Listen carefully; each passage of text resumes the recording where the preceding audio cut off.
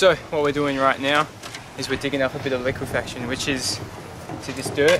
It's been it's kind of burst out of the ground as the pressure from the earthquake, and it's come up in a silty mud-like form, and it kind of sets a little bit, so it goes quite hard, but also boggy at the same time. And so we're just clearing it from some of the people's driveways at the moment, and it's good work. We enjoy it.